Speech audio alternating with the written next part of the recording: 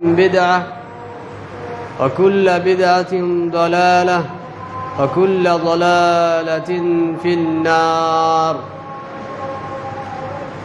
أعوذ بالله من الشيطان الرجيم. بسم الله الرحمن الرحيم. يا أيها الناس اتقوا ربكم الذي خلقكم من نفس واحدة وخلق منها زوجها وبث منهما رجالا كثيرا ونساء واتقوا الله الذي تساءلون به والأرحام إن الله كان عليكم رقيبا. يا أيها الذين آمنوا اتقوا الله حق تقاته ولا تموتن إلا وأنتم مسلمون. يا أيها الذين آمنوا اتقوا الله وقولوا قولا سديدا يصلح لكم أعمالكم ويغفر لكم ذنوبكم ومن يطع الله ورسوله فقد فاز فوزا عظيما. وقال الله تعالى قل إن كنتم تحبون الله فاتبعوني يحببكم الله يغفر لكم ذنوبكم والله غفور رحيم. وقال الله تعالى ما آتاكم الرسول فخذوه وما نهاكم عنه فانتهوا.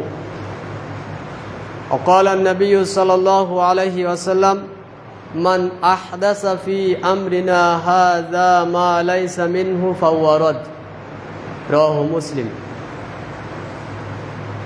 মহান প্রতিপালক আল্লাহ সুবহানাহু ওয়া তাআলার নিমিত্তে সমস্ত প্রশংসা জ্ঞাপন করছি, যে মহান আল্লাহ সুবহানাহু ওয়া তাআলা আমাদেরকে আজকের পবিত্র জুমার দিনে তার ঘরে একত্রিত হওয়ার সুমতি প্রদান করেছেন, এজন্য বলি আলহামদুলিল্লাহ।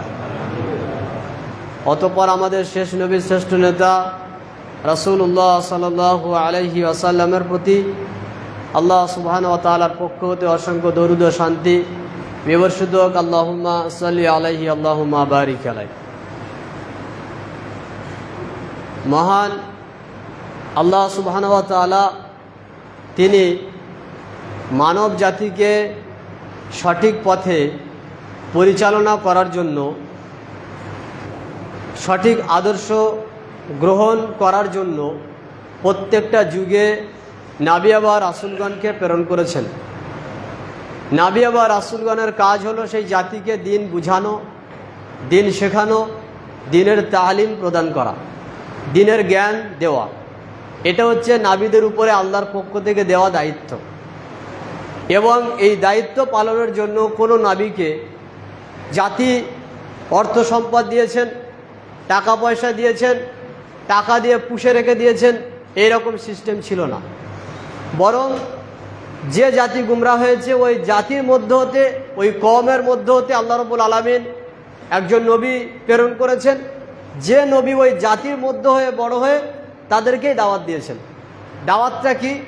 দাওয়াত হলো আল্লাহ রাব্বুল আলামিনের দিনের উপরে চলা, দিনকে আল্লাহর নির্দেশনামা, আল্লাহর বিধান অনুযায়ী নিজের জীবনকে পরিচালনা করা দিনের উপরে। এবং সেই শিক্ষাটা দেবে কারা? নাবী বা রাসূলগণ।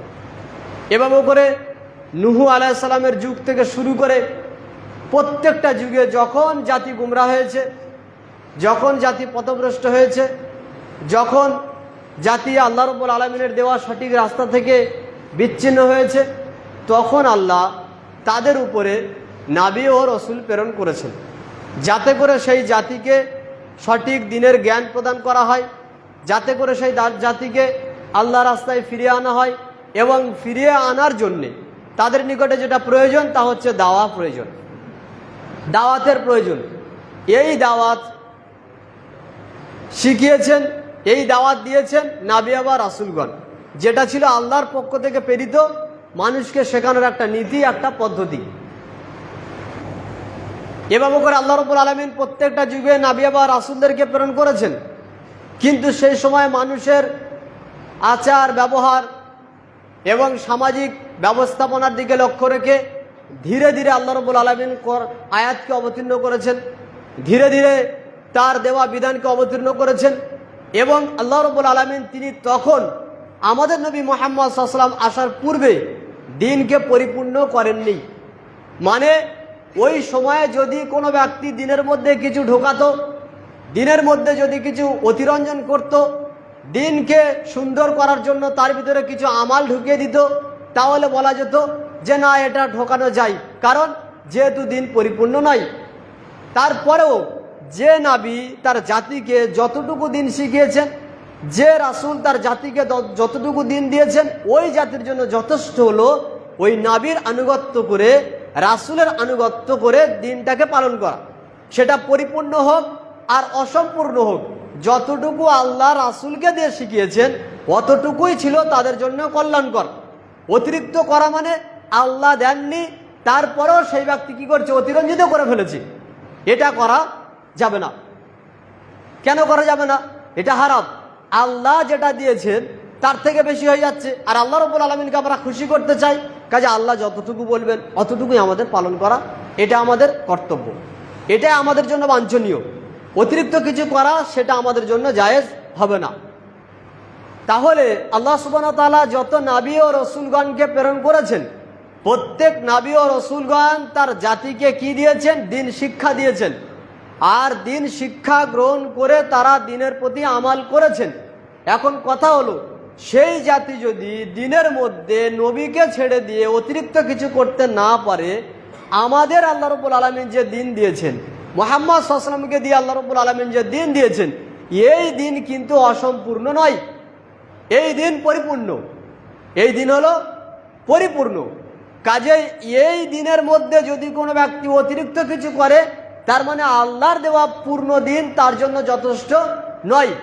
রাসূলের দেওয়া পরিপূর্ণ দিন ইসলাম, আল্লাহ রাব্বুল আলামিন যেটা নিয়ামত বলে উল্লেখ করেছেন, এই ব্যক্তিদের নিকটে সেটা আসলেই মনোপুত হচ্ছে না, যার কারণে তাদের আরো অতিরিক্ত কিছুর প্রয়োজন, অতিরিক্ত কিছুর প্রয়োজন। মুহাম্মদ সাল্লাল্লাহু আলাইহি ওয়াসাল্লামের উপরে আল্লাহ সুবহানাহু ওয়া তাআলা পবিত্র কোরআনে আয়াত নাযিল করছেন, সূরা মাইদার 3 নম্বর আয়াত, আল ইয়াউমা আকমালতু লাকুম দীনাকুম ওয়া আতমামতু আলাইকুম নি'মাতি ওয়া রাদিতু লাকুমুল ইসলামা দীনা। আজকের আমি তোমাদের উপরে আমার দিনকে পরিপূর্ণ করলাম, আমার নিয়ামত তোমাদের উপরে অর্পণ করলাম, এবং দিন ইসলাম যে তোমাদের উপরে আমি আল্লাহ দিয়েছি, আমি এর উপরে খুশি, এর উপরে রাজি। আজকের বলতে কবে? আজকের বলতে রাসূলুল্লাহ সাল্লাল্লাহু আলাইহি সাল্লামের জীবিত থাকা সময়ে, রাসূল সাল্লাল্লাহু আলাইহি সাল্লাম দুনিয়াতে আছেন সাহাবীদের মধ্যে, সেই সময় ওই দিনে আল্লাহ রাব্বুল আলামিন তিনি দিন ইসলামকে পরিপূর্ণ করেছেন।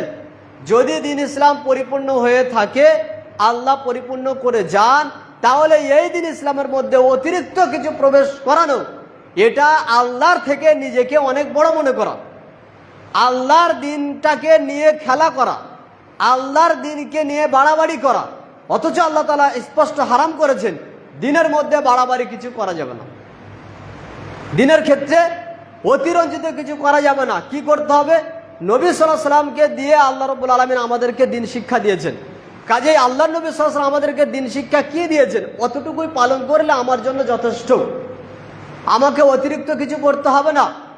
যতটুকুই আল্লাহ রাসূল দিয়েছেন অতটুকুই গ্রহণ করা, যতটুকু আল্লাহ রাসূল আমাদের জন্য কল্যাণকর হিসেবে পাঠিয়েছেন অতটুকুই আমাদেরকে মেনে নেওয়া, এটাই আমার জন্য কল্যাণকর।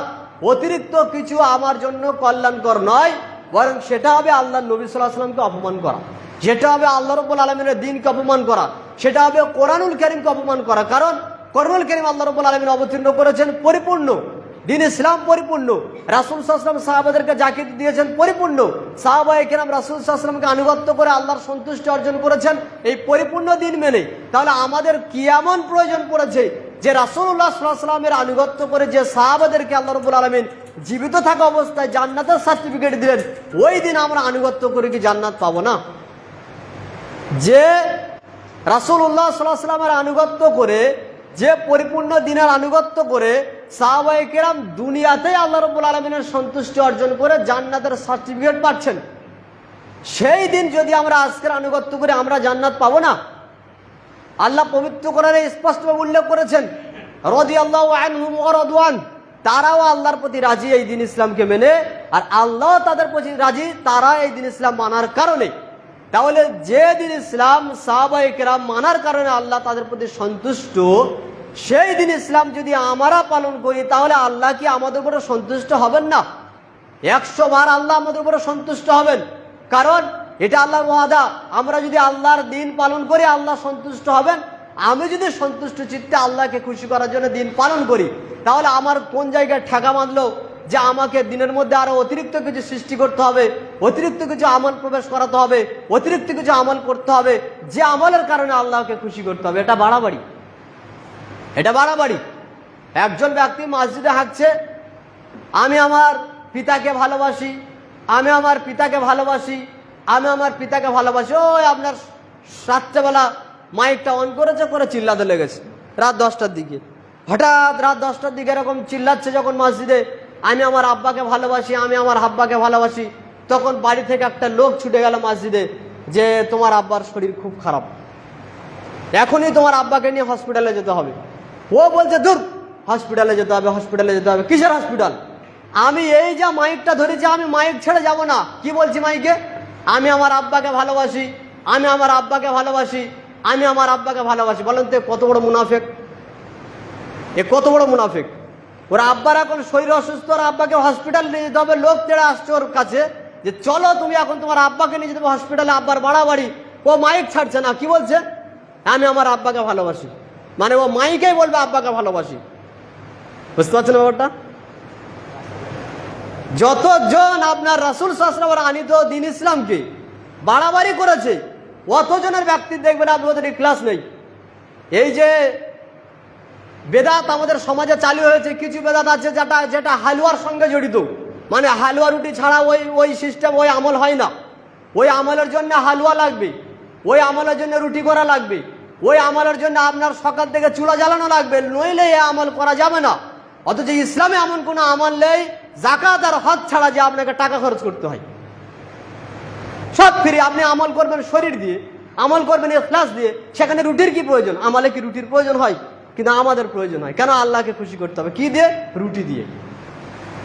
মানে আব্বার ধর্ম আর কি।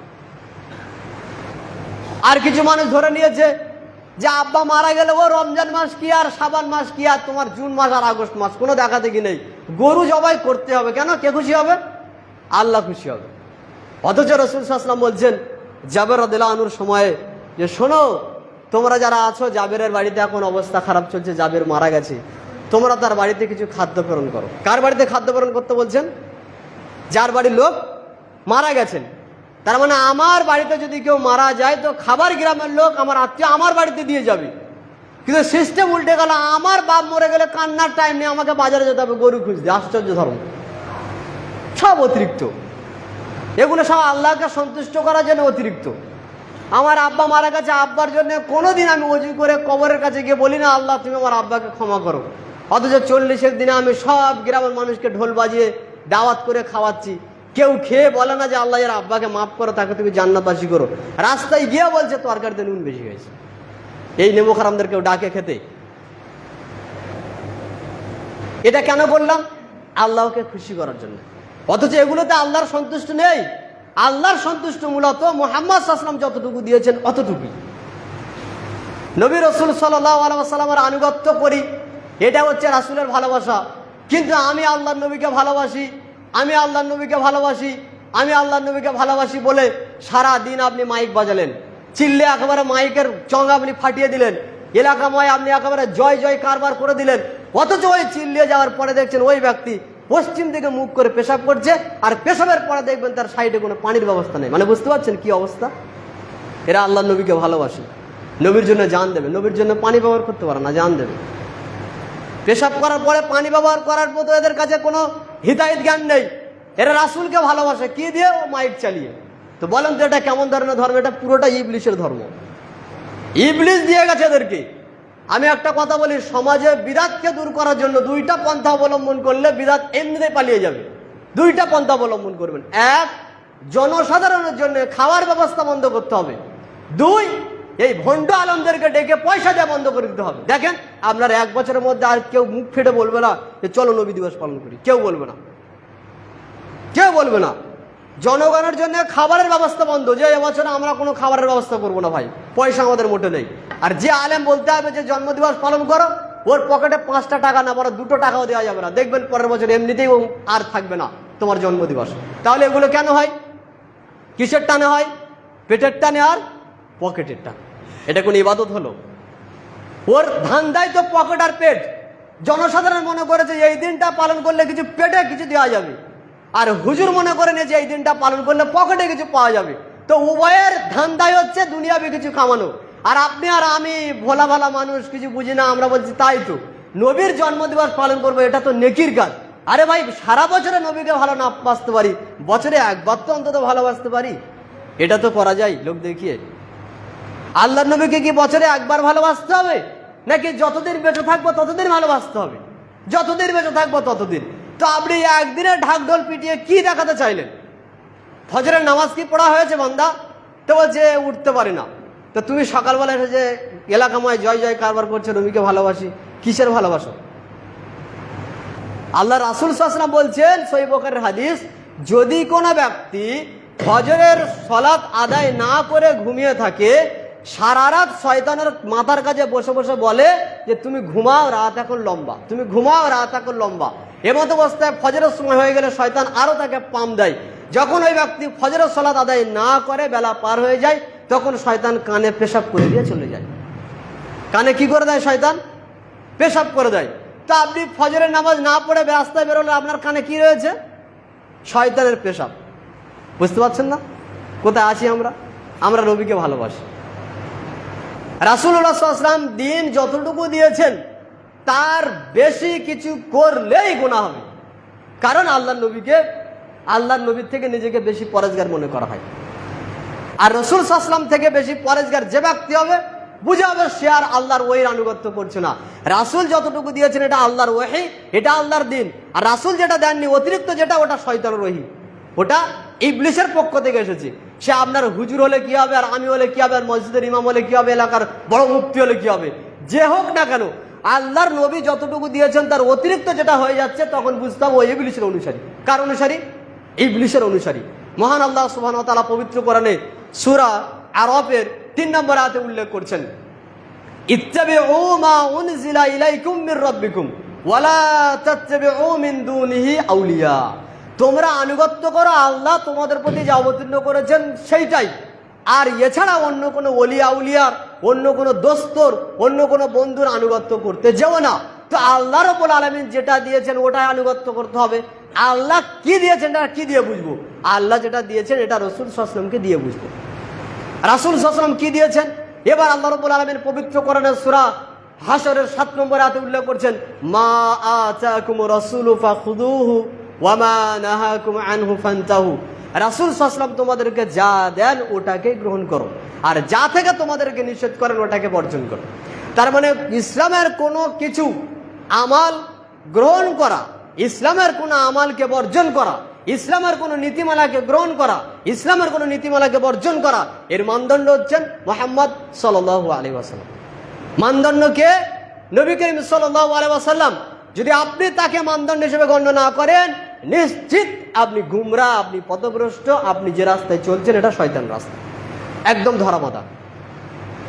পবিত্র কোরআনুল কারীমে আল্লাহ সুবহানাহু ওয়া তাআলা তিনি উল্লেখ করছেন সূরা আল ইমরানের 31 নম্বর আয়াতে, কুল মুহাম্মদ সাল্লাল্লাহু আলাইহি ওয়াসাল্লাম আপনি বলে দিন সকলকে, কি ইন কুনতুম তুহিব্বুনাল্লাহ ফাত্তাবিউনি, তোমরা যদি আল্লাহকে ভালোবাসতে চাও তাহলে আমার আনুগত্য করো।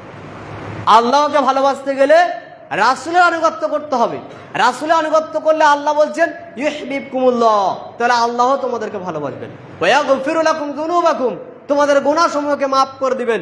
তাহলে আমাদের আল্লাহর সঙ্গে ভালোবাসার সম্পর্ক মধ্যখানে রয়েছে মুহাম্মদ সাল্লাল্লাহু আলাইহি ওয়াসাল্লাম। তার আনুগত্য করলে আল্লাহর ভালোবাসা পাওয়া যায়।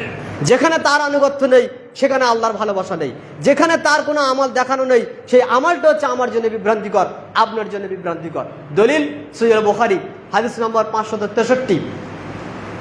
আনাস রাদিয়াল্লাহু আনহু তিনি বলছেন, জা সালাসাতু রাহতিন ইলা বুয়ুতি আজওয়াজিন নবী সাল্লাল্লাহু আলাইহি ওয়াসাল্লাম। রাসূলুল্লাহ সাল্লাল্লাহু আলাইহি ওয়াসাল্লামের কোন এক স্ত্রীর বাড়িতে তিনজন ব্যক্তি এলেন। এই হাদিস আমাদের কয়েকবার শোনা, তারপরে এই হাদিস আমাদের জন্য অত্যন্ত গুরুত্ব রাখে রাসূল সাল্লাল্লাহু আলাইহি ওয়াসাল্লামের থেকে এগিয়ে যাওয়ার বিষয়। তিনজন ব্যক্তি এলেন আল্লাহ নবী সাল্লাল্লাহু আলাইহি ওয়াসাল্লামের কোন এক স্ত্রীর নিকটে। এসে ওই তিনজন ব্যক্তি বলছেন, ইয়াসআলুনা আন ইবাদাতিন নবী সাল্লাল্লাহু আলাইহি ওয়াসাল্লাম, তারা প্রশ্ন করছেন আল্লাহ রাসূলের আমলের বিষয়। ফালাম্মা উখবিরু বিহা, যখন তাদেরকে নবী করিম সাল্লাল্লাহু আলাইহি ওয়াসাল্লামের আমলের বিষয়ে বলে দেওয়া হলো, কাআন্নাহুম তাকাল্লুহা, তখন ওই তিনজন ব্যক্তি ওই আমলকে একটু কম করে দেখলো। তার মানে আল্লাহ রাসূল যে আমলটুকু করেন, আমাদের আমল যদি এমনটা করি তাহলে আমাদের আমল অনেক নগণ্য হয়ে যাবে, অনেক কম হয়ে যাবে। এই জন্য আল্লাহ রাসূল যতটুকু করেন ওটা আমাদের করলে হবে না, আমাদের একটু বেশি করতে হবে।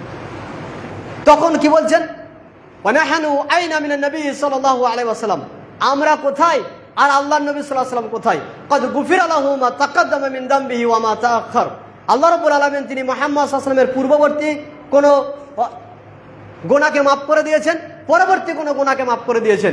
অর্থাৎ আল্লাহ নবী সাল্লাল্লাহু আলাইহি ওয়াসাল্লাম যদি কোনো ভুল ত্রুটি হয়ে থাকে আল্লাহ আগে থেকে মাফ করে দিয়েছেন, সেটা পূর্ববর্তী হোক আর পরবর্তী হোক। এ কথা বলে প্রথম জন বলছেন, আম্মা আনা ফা ইন্নী উসাল্লি লাইলা আবাদা, আমি সারা রাত জেগে তাহাজ্জুদ পড়ব, কোনোদিন আমি রাত্রে ঘুমাবো না। ওয়াকাল আল আখার, দ্বিতীয় জন বলছে, আনা আসুমুদ দাহর ওয়ালা উফতির, আমি সারা বছর সিয়াম রাখবো, নফল সিয়াম, কখনোই আমি সিয়াম পরিত্যাগ করব না, প্রত্যেক দিন আমি রোজা রাখবো। ওয়াকাল আখার, তৃতীয় জন ব্যক্তি বললেন, আনা আতাজিলুন নিসা ফালা আতাজাওয়াজু আবাদা, আমি বিবাহই করব না, স্ত্রীদের নিকটেই যাব না, এভাবেই আমি সারা জীবন কাটাবো আল্লাহর ইবাদত করে। কথা শেষ না হতে হতে যা রাসূলুল্লাহ সাল্লাল্লাহু আলাইহি ওয়াসাল্লাম, নবী করিম সাল্লাল্লাহু আলাইহি ওয়াসাল্লাম তাদের নিকটে চলে আসলেন। এরপর আল্লাহ রাসূল সাল্লাল্লাহু আলাইহি ওয়াসাল্লাম তিনি বলছেন, আনতুমুল্লাযী কুলতুম কাযা ওয়া কাযা, তোমরা কি ওই লোক যারা একটু আগে এই মন্তব্য করছিলে যে একজন বলছে আমি সারা বছর রোজা রাখবো, আরেকজন বলছিল আমি সারা রাত তাহাজ্জুদ পড়বো, আরেকজন বলছে বিবাহই করব না, কি ব্যাপার? জি আল্লাহ রাসূল, আমরাই এই কথা বলছিলাম। তখন মুহাম্মদ সাল্লাল্লাহু আলাইহি ওয়াসাল্লাম তিনি বলছেন, শোনো, আমা ওয়াল্লাহি, তোমরা শোনো, আল্লাহর কসম করে বলছি, ইন্নী আখশাকুম লিল্লাহি ওয়া আতকাকুম লাহ, আমি তোমাদের থেকে বেশি পরেজগার, আমি তোমাদের থেকে আল্লাহকে বেশি ভয় করি। ওয়া আনা আসুম ওয়া উফতির, তবে আমি রোজা রাখি আবার রোজা ছেড়ে দিই। ওয়া উসাল্লি ওয়া আরকুদ, আমি রাতে তাহাজ্জুদ পড়ি আবার ঘুমাই, এবং আমি বিবাহ করেছি। কি বললেন আল্লাহর নবী? তোমরা যে বলছো পরেজগার হবে, কি দিয়ে পরেজগার হবে? সারা বছর রোজা রাখবে। কি দিয়ে পরেজগার হবে? সারা রাত তাহাজ্জুদ পড়বে। কি দিয়ে পরেজগার হবে? বিবাহই করবে না। শোনো, আমি তোমাদের থেকে পরেজগার, আমি তোমাদের থেকে দিনদার, আমি তোমাদের থেকে আল্লাহকে বেশি ভয় করি, তারপরেও আমি রাত্রে ঘুমাই আবার তাহাজ্জুদ পড়ি, আমি দিনে সিয়াম রাখি আবার কখনো কখনো সিয়াম ছাড়ি, আমি আবার স্ত্রীদের গণ্য করেছি, স্ত্রী গ্রহণ করেছি, মানে আমার সংসার রয়েছে। তার মানে কি বলতে চাইলেন? মূলত ইবাদত এখানে নয় যে তোমরা বেশি বেশি করে করবে, না, আমি যেমনটা করি এটাই হলো তোমাদের জন্য মাপকাঠি। ফামান রাগিবা আন সুন্নতি ফালাইসা মিন্নি, যে ব্যক্তি আমার সুন্নাত থেকে বিমুখ হলো ওই ব্যক্তি আমার দলভুক্ত নয়। কি বাক্য বললেন শেষে? আমার সুন্নাহ হতে বিমুখ, মানে আমি যেটা বলেছি, আমি যেটা দিয়েছি, আমি তোমাদের জন্য যেটা ইসলাম রূপে নির্ধারণ করেছি, এটাই গ্রহণ করা তোমাদের জন্য সবচেয়ে উত্তম। এটাকে বর্জন করে অন্য কোনো পথ পন্থা গ্রহণ করা কখনোই তোমাদের জন্য সেটা কল্যাণকর নয়। কাজে আমি যা করি ওটাকে গ্রহণ করো, বেশি বাড়তে যাবো না, বেশি বাড়তে গেলেই তখন আমার সুন্নাত থেকে বিমুখ হবে, আর আমার সুন্নাত থেকে বিমুখ হওয়া মূলত তোমাদের এটাই গুমরাহিতা, এটাই তোমাদের গুমরাহিতা। আজকের আমাদের সমাজে দেখবেন পরেজগার হলো ওই ব্যক্তি যে ব্যক্তি রাসূলকে ছাড়িয়ে বেশি আমল করে। কাজে আমাদেরকে এই হাদিসের প্রতি লক্ষ্য রাখতে হবে যে আমাদের আমল রাসূলের থেকে বেশি বেড়ে যাচ্ছে কিনা, আমাদের আমল আল্লাহ নবী সাল্লাল্লাহু আলাইহি ওয়াসাল্লামের দেওয়া পরিপূর্ণ ইসলামের গণ্ডিকে ছাড়িয়ে দূরে চলে যাচ্ছে কিনা। যদি যায়, নিশ্চিত চোখ বন্ধ করে বলবেন এটা হারাম, এটা নিষিদ্ধ। যত আপনার এবং আমার চোখে ভালো লাগুক না কেন, ওটা ইসলামের দৃষ্টিতে অবশ্যই নিষিদ্ধ, অবশ্যই হারাম, অবশ্যই সেটা বড় একটা পাপ। যদিও রাসূল সাল্লাল্লাহু আলাইহি ওয়াসাল্লামের মহাব্বতের নামে আপনি জন্মদিবস পালন করেন, এটাও পাপ, বড় পাপ। শুধু পাপ নয়, বড় পাপ, তওবার যোগ্যতা রাখে।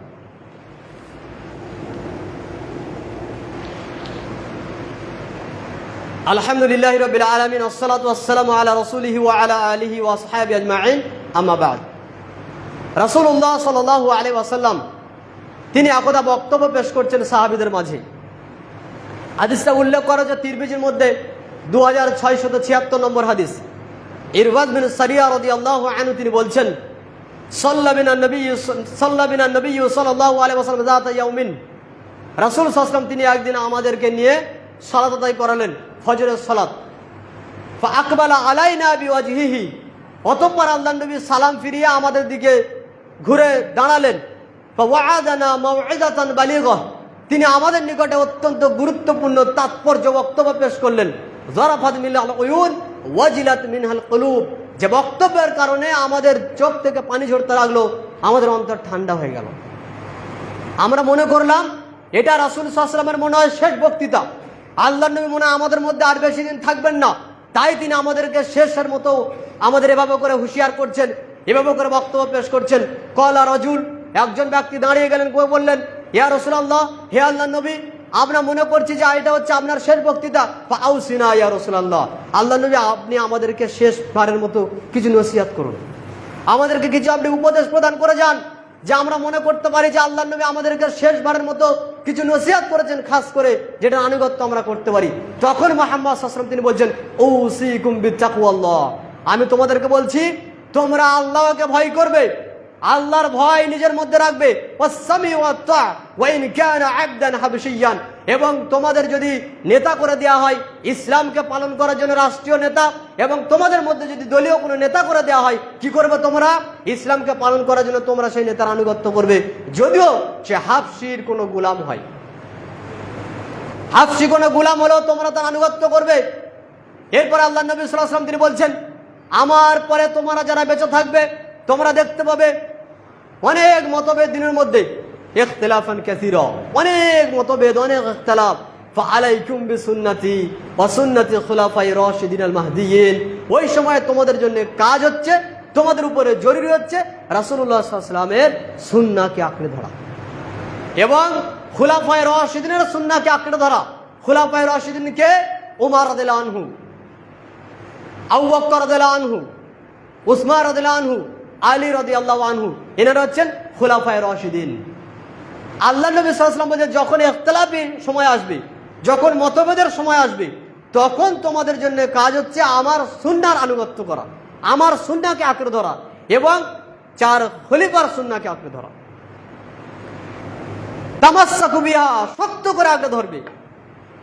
ওয়া'আযযু আলাইয়াকুম ওয়া মুহদাসাত, আর তোমরা বেঁচে থাকবে নতুন কিছু আবিষ্কার করা থেকে, অর্থাৎ দিনের মধ্যে যা কিছু নতুন দেখবে যে এটা আল্লাহ রসুলের যুগে ছিল না, এটা খুলাফায়ে রাশিদিনের যুগে ছিল না, অথচ আমরা দেখতে পাচ্ছি, কি করবো এটাকে? ওয়াইয়াকুম আল মুহদাসাত, প্রত্যেকটা এরকম যত নতুন নতুন বিষয় দেখবে দিনের মধ্যে, সেগুলোকে বর্জন করবে, সেগুলো থেকে দূরে থাকবে। কেন? ফা ইন্না কুল্লা মুহদাসাতিন বিদআহ ওয়া কুল্লা বিদআতিন দালালা, কারণ প্রত্যেকটা দিনের মধ্যে নতুন আবিষ্কার বস্তু হচ্ছে, সেগুলো গুমরাহিতার রাস্তা, সেটা বিদআত, আর প্রত্যেকটা বিদআত হচ্ছে গুমরাহি। বিদআত কি?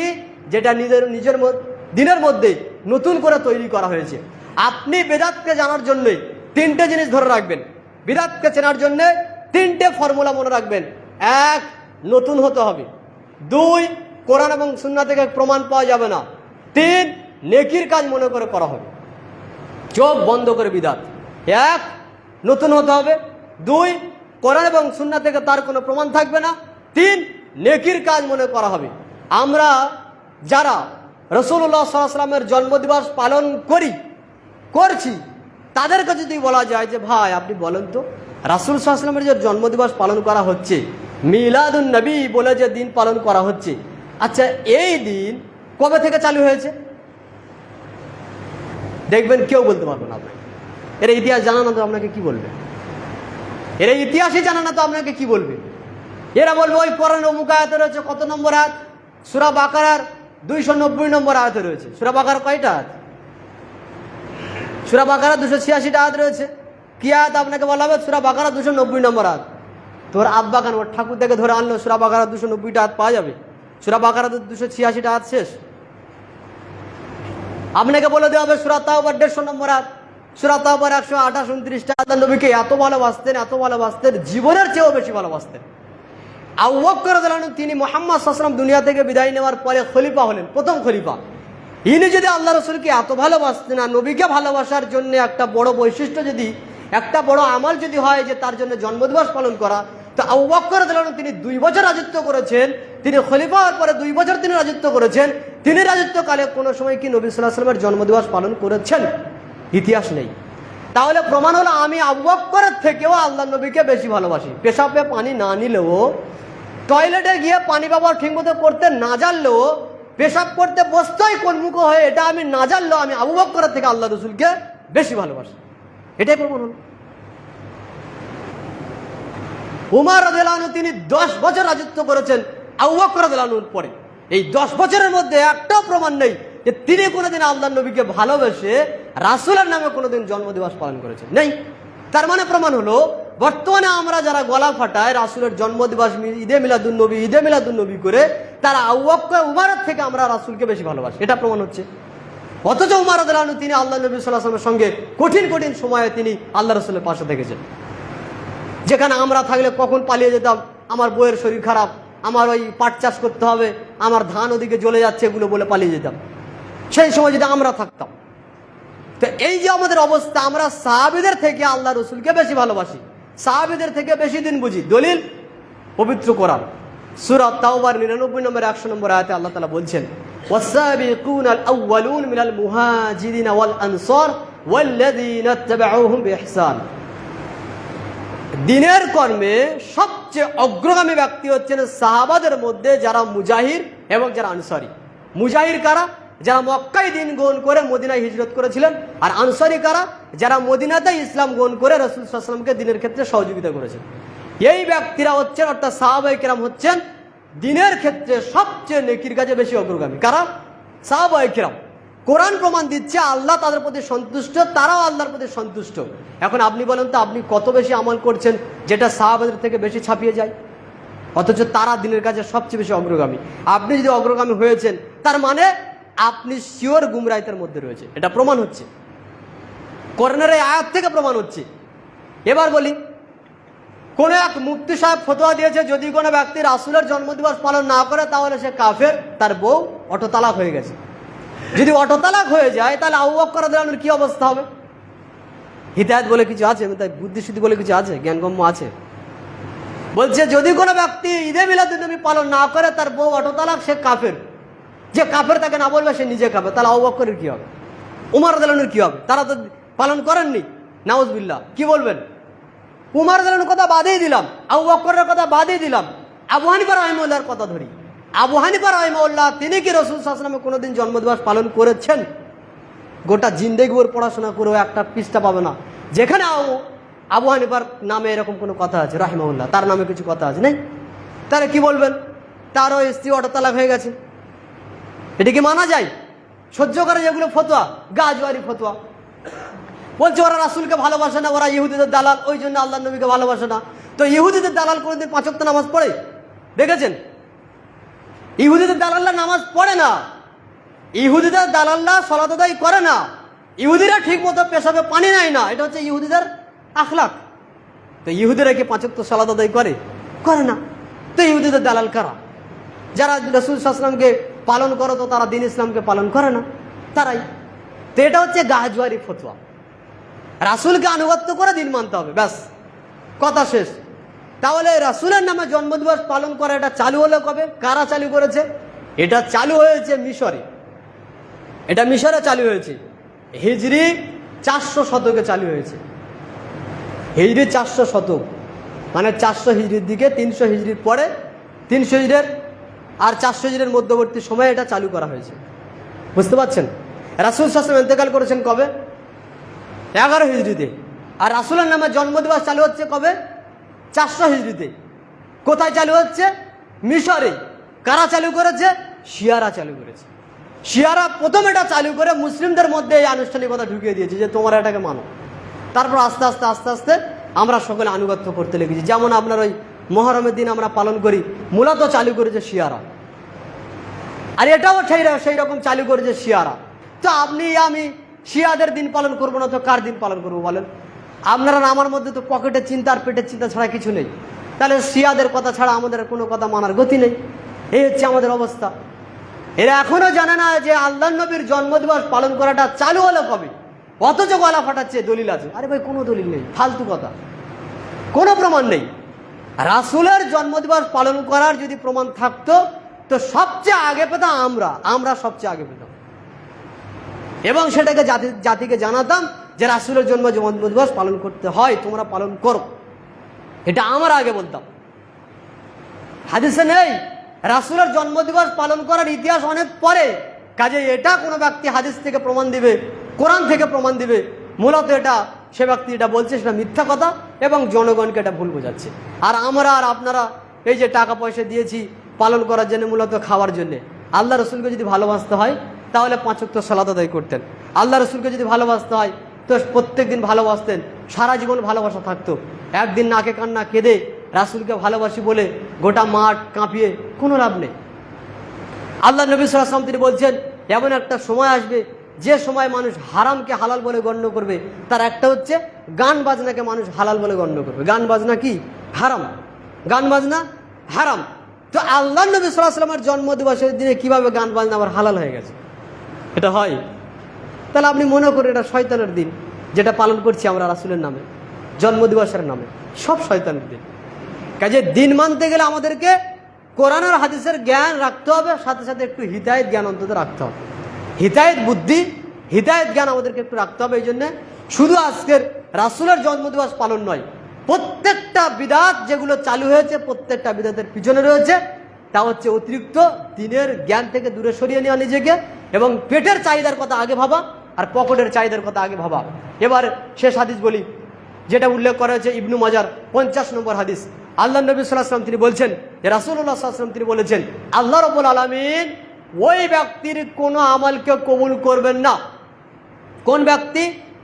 আমালা সাহিবিল বিদআ, যে ব্যক্তি বিদআত আল্লাহ কবুল করবে না যতক্ষণ ওই ব্যক্তি তওবা করবে।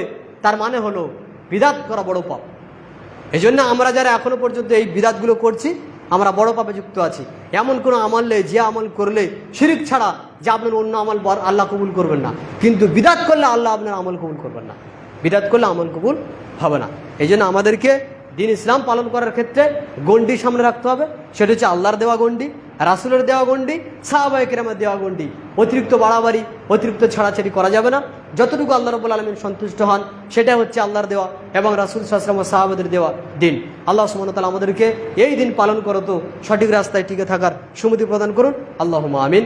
সুবহানাকা আল্লাহুম্মা বিহামদিক, আশহাদু আল্লা ইলাহা ইল্লা আনতা, আস্তাগফিরুকা ওয়া আতুবু ইলাইক। আসসালামু আলাইকুম।